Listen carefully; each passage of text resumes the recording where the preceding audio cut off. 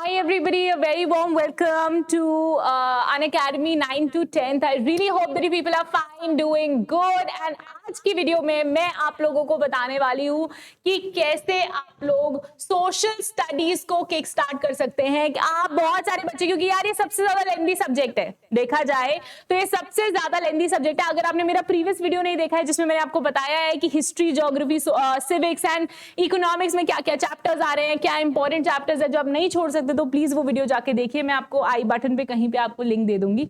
Social studies आपको कैसे start करनी है, क्योंकि बहुत सारे बच्चे यहाँ घबराएंगे। बहुत बच्चों की मैथ्स अच्छी होगी, साइंस अच्छी होगी, chemistry and all of these subjects अच्छे होंगे, बट सोशल स्टडीज में बहुत सारे बच्चे लैग बिहाइंड कर रहे होंगे। तो उनके लिए खासकर ये वीडियो है। इस वीडियो में पूरा बने रहिए, मैं आपको पूरा डिटेल में बताऊंगी। ये वीडियो बहुत हेल्प होने वाली है, बहुत ज्यादा बड़ी हेल्प होने वाली है for all those people who fear to give or to prepare for social studies। तो चलिए करते हैं सेशन को start. Let's just begin and let's just start with the session। ये कुछ पैरामीटर्स हैं जिसमें मैंने पूरे के पूरे वीडियो को डिवाइड किया है, इसके ऊपर हम लोग आज डिस्कशन करेंगे। आपने बहुत सारे एजुकेटर्स को कहते हुए सुना होगा कि एनसीईआरटी इज द बाइबल। मैं कुछ नहीं वही बोलूंगी, NCERT is honestly the Bible. Okay, तो आप बहुत सारे बच्चों को एनसीईआरटी पढ़ने की हैबिट ही नहीं होती। वो छोटी छोटी कुंजियां लाते हैं, ओसवाल, अरिहंत ऐसी किताबें लेके आते हैं और उसी से पढ़ते हैं। ये सबसे बड़ी गलती आप करते हो। 9th और 11th में आप कर रहे हो, समझ में आता है, बट 10th और 12th में अगर आप ये गलती करते हो तो बहुत बड़ी गलती है। It's a blunder, it's not a mistake, right? तो आपको क्या करना है, you should be having the habit of reading the NCERT, that's very important. और एनसीईआरटी में ना बहुत सारे बच्चे ऐसे बस ताकते रहेंगे। किस लिए भैया, किस लिए? ताकना नहीं है एनसीईआरटी को, ऐसे बस बैठ के शांति से पढ़ना नहीं है। रजिस्टर, पेन, पेंसिल ये सब लेके बैठो और उसके नोट्स बनाओ। Very very important and very crucial. वो आपके अपने खुद के पर्सनल नोट्स होंगे। फॉर इंस्टेंस, अगर आप सोशल स्टडीज का एक चैप्टर, लेट्स से मिनरल्स वाला चैप्टर लेके बैठ रहे हो, तो आपको उस एक पेज के अंदर आपने क्या आप समझ आया आपको, वो आपके नोट्स होने चाहिए। अब इससे बहुत बच्चे पूछेंगे कि यार खुशी दीदी नोट्स नहीं देंगी। बिल्कुल देंगी, आपको नोट्स मिलेंगे, बट अपने बनाए हुए नोट्स की बात ही कुछ और होती है। ठीक है जी, तो नोट्स जो है वो जरूर प्रिपेयर करने हैं। एनसीईआरटी पढ़ने की आदत डाल लो, दैट्स वेरी इंपॉर्टेंट। तीसरी चीज है भैया पीवाईक्यूज। अब बहुत सारे बच्चों को ये मिथ है कि पीवाईक्यूज तो लास्ट 2 महीने में ही करना है। सबसे बड़ी गलतफहमी है तुम्हारी ये। ठीक है, जैसे जैसे आप एक चैप्टर कंप्लीट करते जाओ उसके पीवाईक्यूज कर लो, खत्म बात। तुम्हें पता ही नहीं चलेगा साल के एंड तक तुमने सारे पीवाईक्यूज कर डाले हैं। तुम आगे हो, बच्चों से बहुत आगे हो। अब पीवाईक्यूज में ना बच्चे, people get confuse between PYQs and sample question paper. बेटा जी, सैंपल क्वेश्चन पेपर जो है ना, वो सिर्फ और सिर्फ आपको पैटर्न बताता है कि इतने नंबर के 2 मार्कर्स आएंगे, इतने नंबर के 3 मार्कर्स आएंगे, इतने नंबर के 5 मार्कर्स आएंगे, दैट्स ऑल। वो सैंपल क्वेश्चन पेपर से बहुत रेयर ही होता है कि कभी कोई क्वेश्चन आ जाए तुम लोगों को।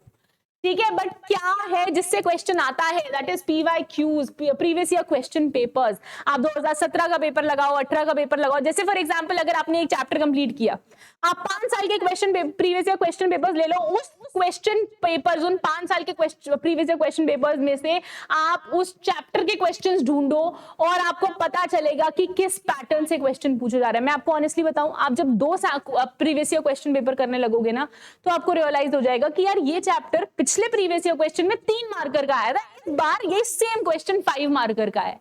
तो भैया ये चैप्टर इंपॉर्टेंट है, ये क्वेश्चन इंपॉर्टेंट है।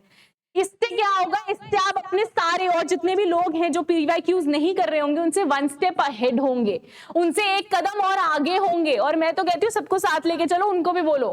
ठीक है जी, सो पीवाईक्यूज करने बहुत जरूरी है। जैसे जैसे चैप्टर खत्म हो वैसे वैसे पीवाईक्यूज लगाओ उस पर्टिकुलर चैप्टर के। That's very very crucial, very important. पता चलेगा क्वेश्चन किस तरीके से देती है सीबीएसई, एक पैटर्न पता चलेगा। ठीक है जी, उसके बाद सेट योर गोल्स राइट। अब ये मैंने कोई भाषण देने के लिए नहीं लिखा है, सेट योर गोल्स राइट।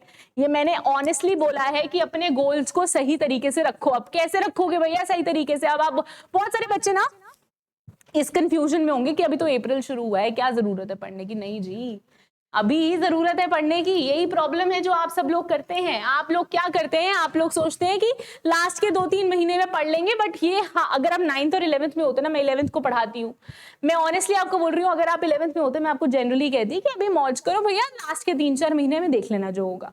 ठीक है जी, बट 10th और कार्यक्रम नहीं चलता, नहीं चलता। ठीक है, 10th और 12th दोनों के अंदर एनसीईआरटी पढ़ने की हैबिट, नोट्स बनाने की हैबिट, पीवाईक्यूज करने की हैबिट तो होनी ही चाहिए, बट इसके साथ साथ एक टाइम टेबल सेट करने की हैबिट भी होनी चाहिए। टाइम टेबल से क्या मतलब है यार, अब मैं आपको ये नहीं बोलूंगी कि चाय पीने के बाद इतना ये काम करना है तो सुबह उठने के बाद ये काम करो, मैं आपको टाइम टेबल नहीं बता रही हूँ आपका।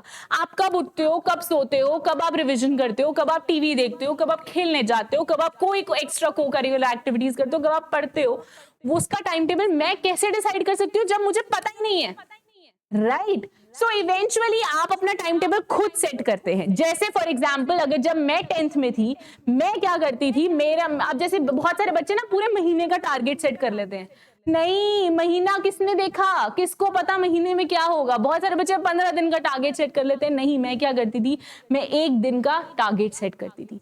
रात को सोते हुए मैं सुबह के लिए टारगेट सेट करती थी कि रात को सोते हुए मैं कहती थी कि मेरे को कल का दिन क्या करना है। मतलब फॉर इंस्टेंस अगर आज 3 अप्रैल है तो मेरे को 4 अप्रैल को क्या करना है वो मैं 3 अप्रैल की रात को डिसाइड करके सो जाती थी। इससे क्या होता है, और ये डिसाइड मन में नहीं होता, ये डिसाइड रिटन डिसीजन है। जब आप इसको लिख लेते हो ना कि मैंने इतने बजे ये करना है, जब आप इस चीज को लिख लेते हो तो उसकी एफर्मेशन अपने आप आ जाती है। ठीक है जी, आप डिसाइड करो कि मेरे को इस चैप्टर का ये क्वेश्चन इस दिन रिवाइज करना है, मुझे ये टॉपिक एक दिन में कंप्लीट करना है। जब तक आप अपने टारगेट सेट नहीं करोगे, खुद को चैलेंज नहीं करोगे, नहीं होगी पढ़ाई। ठीक है जी, हमारा दिमाग थोड़ा सा जंग लग चुका है, थोड़े से ढीठ हो चुके हैं हम लोग जब तक अपने आप को पुश नहीं करेंगे या चैलेंज नहीं रखेंगे अपने लिए, हम नहीं पढ़ेंगे। तभी तो बच्चे क्यों इतना हाइपर एक्टिव होते हैं लास्ट के 2 महीने में, क्योंकि तब उनके ऊपर पड़ती है कि यार अब तो पेपर आ गए। तो तुम अपना टारगेट ऑलरेडी सेट करो कि यार मेरे को अगले दिन ये करना, और लिखो उस टारगेट को। जब तुम्हें वो जो मजा है ना, जब वो टारगेट के ऊपर टिक मार्क करने में जो मजा है ना, वो यही है। ठीक है जी, so set your targets right. Number 5 जो बहुत बच्चे गलती करते हैं, वो क्या करते हैं, वो एक चैप्टर के, बहुत सारे बच्चे करते हैं ज्योग्राफी का एक चैप्टर उठा ले, इसके सारे 3 मार्कर्स कर लेते हैं। अरे भैया क्या एक चैप्टर के, मतलब अगर 7 चैप्टर्स है ज्योग्राफी तो सारे 7 चैप्टर्स के 3 मार्कर्स कर लिए, मतलब तुमने कोई भी चैप्टर ढंग से किया ही नहीं है ना। तो एक चैप्टर जब आप कर रहे हो तो उसके 3 markers, 5 markers, 2 markers, MCQs, previous year question papers, math work सब एक साथ करो। चाहे तुम्हें वो चैप्टर करने में 15 मिनट लगे या तुम्हें वो चैप्टर करने में 1.5 घंटा लगे, लेकिन तुम वो सारे चैप्टर का एक गो में पूरा मिश्रण करो। ऐसे नहीं कर सकते आप कि आप इस चैप्टर का सिर्फ मैथ वर्क कर रहे हैं, इस चैप्टर का सिर्फ 3 मार्कर्स कर रहे हैं, इस चैप्टर के सिर्फ 5 मार्कर्स कर रहे हैं। No, complete the chapter in 1 go. ये बहुत जरूरी टिप है, बहुत इंपॉर्टेंट टिप है ये। एंड 6ठी चीज, बहुत बच्चे आगे बढ़ते जाते हैं, पीछे देखते ही नहीं है, बस फेंकते जाओ पीछे। भैया ये छोटा सा ही है, तुम्हारा भी मेरा भी, इसको रिवीजन की जरूरत है। ठीक है, फेंकी हुई चीज को उठाओ, देखो क्या फेंका था, तो वो रिवीजन बहुत जरूरी है, वेरी इंपॉर्टेंट। ठीक है जी, तो ये था पूरा का पूरा idea of how you should start your social studies. And आपको पूरा 1 साल कैसे करना है, how you have to do it for the entire 1 year. So thank you very much for joining, for listening to me, and it was so great having all of you people. ये tips जरूर share कीजिएगा सब लोगों के साथ. Share the video as long as you guys can, and thank you very much for having me. And I'm going to meet you guys super soon, where I'm going to discuss a lot of things on many other issues. Thank you, bye bye, and have a great day.